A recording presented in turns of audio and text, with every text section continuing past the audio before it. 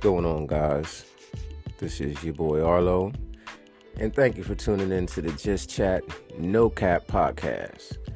In case you don't understand what a cap is when you're telling a lie, a story, or something that's not true, which is why the kids nowadays will say, man, that's cap, which is like, in other words, saying, man, you lying. So just to let you know, ain't no lying going on around here in these parts. Last night I was on YouTube and browsing the web, and I came across an article on eNews, eonline.com. It's about a TikToker by the name of Jasmine Chiswell, and she's explaining how her nipple fell off while she was breastfeeding.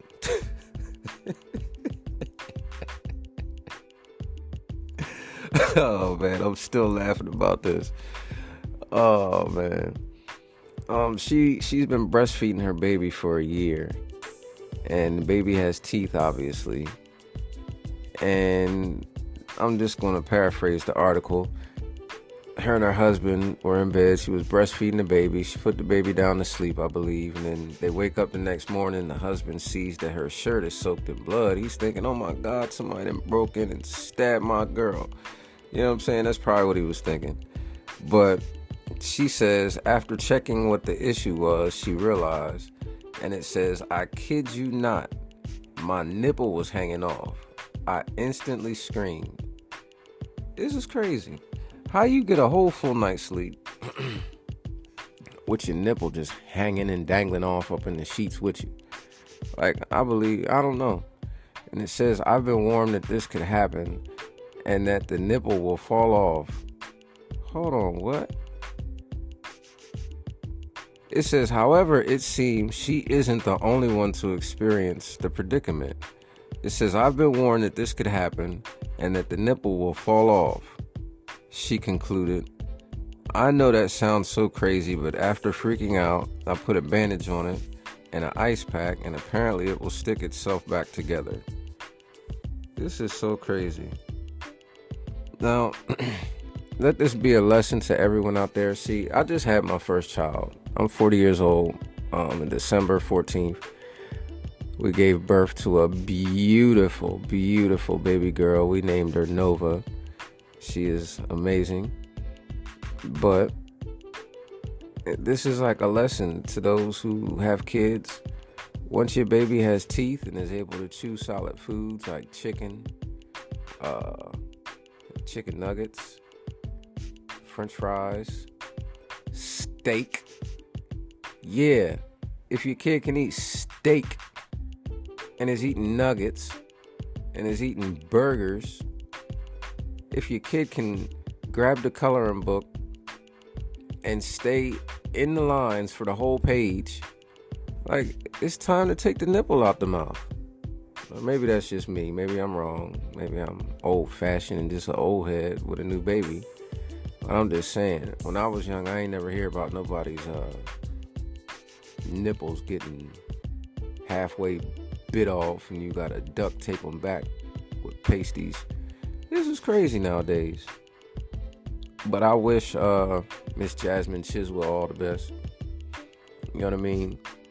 Another thing I want to talk about is the iPhones. Like, I have an iPhone now. It's an iPhone 13, the regular.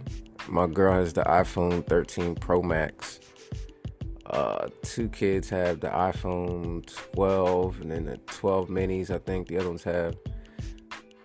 Like, what I'm noticing is if you update your phone, no matter which one you have, as long as it's an iPhone, you pretty much got the same shit as everybody else. It's like people are so crazed and they know they got you hooked.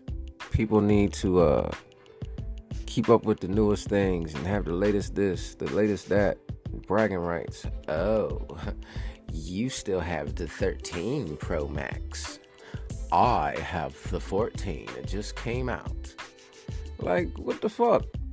Last week, my shit was still crispy fresh pretty much. Now, because they didn't just drop the new phone, you looking down your nose at me. This shit is ridiculous, man. And that's why motherfuckers stay broke. That's why people are always stressed the fuck out. Because they trying to keep up with everybody, man. Who the fuck we trying to keep up with?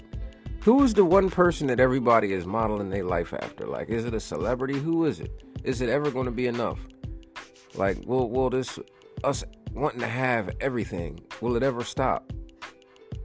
I've known, like, we do cleanouts. We go to certain houses and stuff, and we see people with a whole bunch of shit. Family member has died, and the whole house is just full of stuff.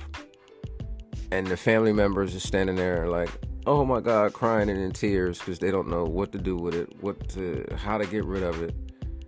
It's just stuff. And guess where it ends up usually? In the dump.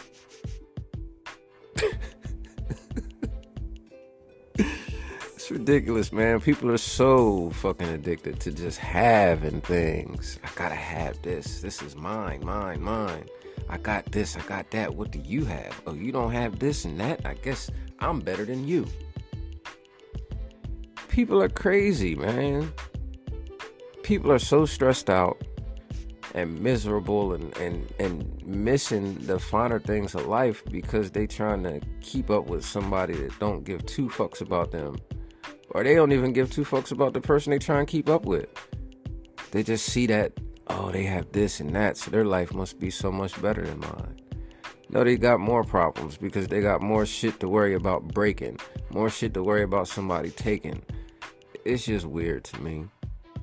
I've always been the person, well, I can't say that. In my mind and in my heart of hearts, I've always been the person that wanted to just be comfortable and be able to chill and have a happy life. But I went through a stint when I was a fucking drunk where I was just a wild animal and wanted everything. I just wanted to be the shit and be that guy flossing and balling and throwing money around and getting as many chicks as I could. That's the way it was for a very, very long time. But that life is very lonely in the end. You're not happy. You know what I mean? People think it is what it is. I don't know. It is what it is. But do you buy the iPhones? Are you stuck in the iPhone craze and the MacBook Pro phase? I'm only saying this is because I had the news on in the background and I see that the MacBook Pro, the new one, is releasing. It's probably something different on it this year that makes it different from the old MacBooks. It's like the power button is probably on the left side instead of on the right, or the fucking finger mouse pad is over a centimeter. And everybody that loves Apple products, you know what they're gonna do? They're gonna say, oh my God, look at this. I've been wanting them to do this so bad. I'm so happy with this update. That centimeter over to the right with the mouse pad of my finger will really stop those people from getting carpal tunnel. It'll be some stupid shit. And people gonna go spend $3,000, $4,000 on a new fucking laptop or iPad or MacBook, whatever, just because the shit is over a centimeter and the power button is switched from the right side to the left side. They're gonna say, oh, my last one is obsolete now. It works just fine, but nah, it ain't for me no more. That power button over on the right side is annoying as fuck. Be pissing me off now. Like, shit is just crazy. Maybe I'm tripping. Am I wrong, y'all? If I'm wrong, let me know.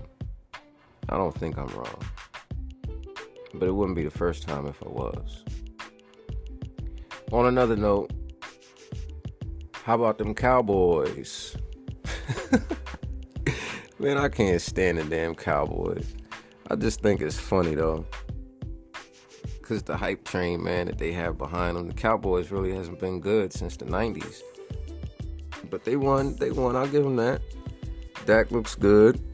Their team is cruising. But here's the deal. I am a diehard Eagles fan. And I have been my whole life. As long as I can think back and remember, I've always been rooting for the Eagles. I grew up in an Eagles family. Everybody's Eagles fans, pretty much. Everybody grew up in South Jersey, Philly, North Philly, West Philly, Southwest Philly. You know what I mean? Just the tri-state area, pretty much. Everybody was Eagles fans. And if you weren't an Eagles fan, you had problems. And then, like, once I got a little older and I found out about who my father and stuff was, and I met all my brothers and sisters, oh, God. I got 5 brothers and 3 sisters and a million nieces and nephews and great nieces and nephews. And everybody, it's a team for everybody. You got Cowboys, you got the Redskins, you got the Seahawks, you got the Bucks, you got, let me think, oh, the Niners, who else? The Cowboys, if I didn't say them. The Packers. It's like every week you playing somebody else's team, so it's somebody else hitting you up, talking shit to you. You know we're gonna beat you. Then you beat them. The next week, y'all ain't gonna do that to us. You know you ain't gonna come in our stadium and do that dumb shit to us. It's always somebody to talk trash to. It makes it fun. But I just look at them like, man, y'all are weird. Y'all ain't Eagles fans. There's something wrong with y'all. I don't know if I can trust y'all. But seriously, man, the playoffs have been amazing, yo. I sat here on Saturday and watched every minute of football. I might have missed like 30 seconds because I was in the bathroom a little too long, but the games were amazing, man. I'm happy that they were good games. You know, it wasn't like I was sitting here trying to get into football and watch football and it was just some blowout, or, you know, it was nice. But dun dun dun, this week the real boys are back in action. Bird Gang, baby. The Eagles will be taking on the New York Giants. The boys in blue from right up the road on the turnpike, man, they're gonna get their ass whooped. I know the regular season has nothing to do with the playoffs, but I just believe that we have too many weapons. We're good in too many places for them to actually beat us. And, I mean, it just is what it is. May the best team win, and I believe that we're the best team, so hopefully the Eagles can come out victorious. These playoffs has honestly been good. I mean, the Jacksonville game, them coming back and winning, nobody saw that happening. My mom was over here the other day seeing her granddaughter, our little baby Nova, and she was like, "Arlo, did you see Dougie? Did you see Dougie's team?" And we were used to calling him Dougie because he was, you know, the coach that got us to the Super Bowl. So it's like we know him personally. Dougie P's in the building. But I don't know. I'm just sitting here talking to you guys, thinking about what I'm going to do today. I got to go outside and mess with the plumbing. Our plumbing's been gurgling just a little bit. So I got to go out and try to figure that out. Because plumbers are expensive.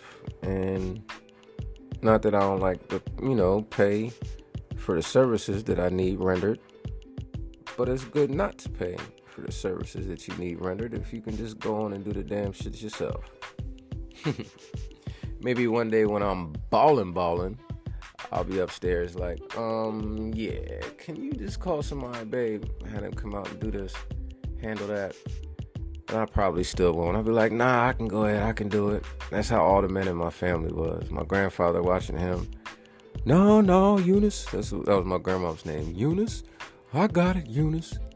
My grandpa would go out on the ladder, go up in the tree, do all type of crazy stuff. But there were certain instances where he had to call somebody up. And he had his boys, he had his regulars. You know, I don't know if your grandparents were like that. But my grandfather, he had a person for everything. If the car broke down, you gotta call Tony. Yeah, gotta take the car over to Tony's. Yeah, Tony, yeah, he get me right. That's how my grandpa was, man. And if it was back when I was young, he needed to get his medication. He had his pharmacist. He wasn't messing with no big name pharmacist. He was going to see Baker. Yeah, I gotta go see Baker, get my medicine. Everything was first name basis.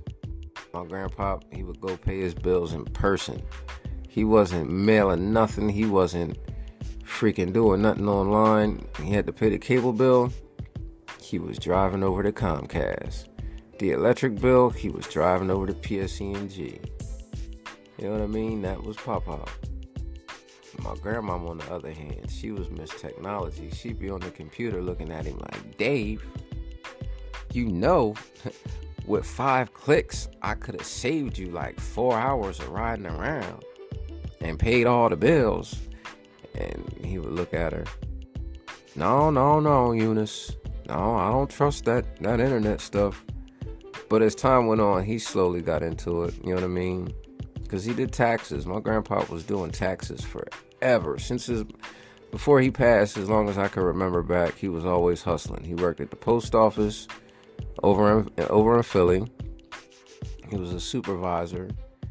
And he worked at night shift. Me and my cousin used to stay up in the summertime and all that. We waiting for Pop. He'd get home at like 1 something in the morning. And we'd be all woke. Pop, we waited for you. He'd come in smiling. Oh, little dudes. We sit up watching movies, chilling with Pop. We loved it. But he would come home and then he'd usually sit down in front of the TV and start doing tax returns for people. And he did taxes all year long. All year. People were filing late. He was keeping books for businesses. And the thing was, my grandpa, he would go pick up your tax return from your house, sit down with you, get all your paperwork, come home, do it, e-file it, and then he would drive back your printed out return and everything else. And then people was always doing this to him, though. Like, he would do people's taxes, and then they would be like, yeah, we'll pay you when we get our refund back. And then it's 20 years later that you still ain't get his money. It's probably thousands of dollars out here in these streets that's owed to my grandpa. I should start collecting. We got guns. Nah, that ain't me. That's not what my guns are for. But I miss my grandparents. They were great people. You ever have like somebody in your family or just somebody you know that you kind of base everybody you meet in life to that? Like, my grandma was like the best person and the most realest person, sweetest person I've ever met my whole entire life. When I was in church and stuff years ago, this woman told me, your grandmother told me off, Arlo. I didn't realize it until I got home after church and it was like 9 o'clock and I was laying in bed. She said, then it came to me that your grandmother really told me off in service. She was like, but I didn't realize it because it felt so sweet and good. It was almost like she said, I love you. I said, yup, that's my grandma.